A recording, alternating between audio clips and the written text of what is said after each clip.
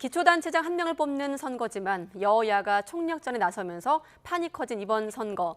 본투표가 지금 이 시각 진행 중에 있습니다. 선거 결과가 전국에 미칠 파장도 작지 않을 것으로 보이는데요.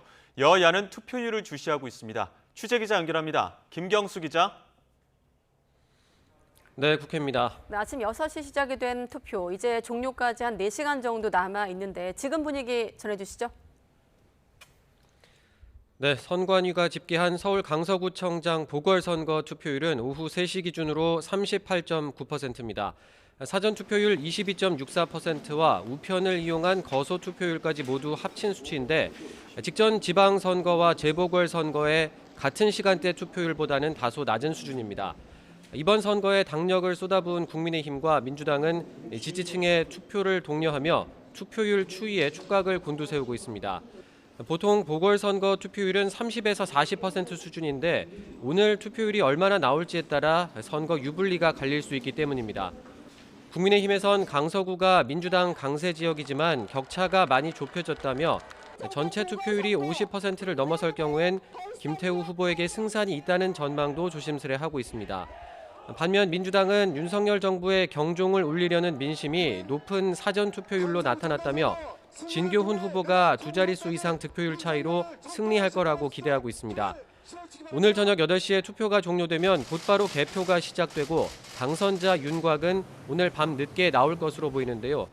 승패와 함께 어느 진영이 얼마나 표를 얻었느냐도 내년 총선 수도권 표심을 엿볼 수 있는 중요한 잣대가 될 것으로 전망됩니다.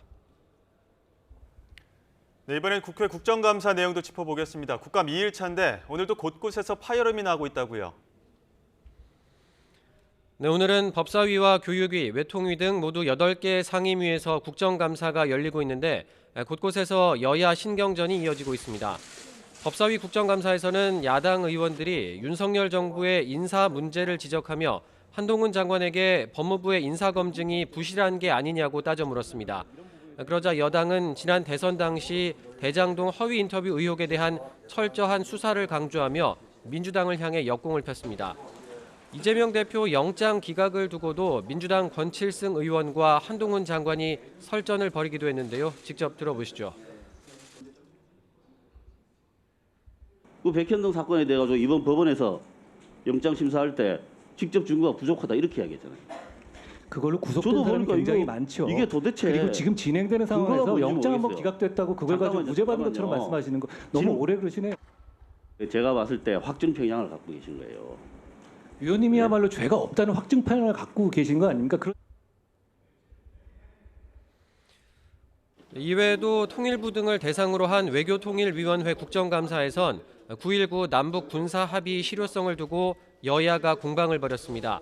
9.19 합의가 우리 안보 태세만 저해하기 때문에 효력 정지 검토가 필요하다는 국민의힘 주장에 민주당은 접경 지역 충돌 방지에 유효하며 합의 폐기가 자칫 북한에 도발 빌미를 줄 수 있다고 반박했습니다.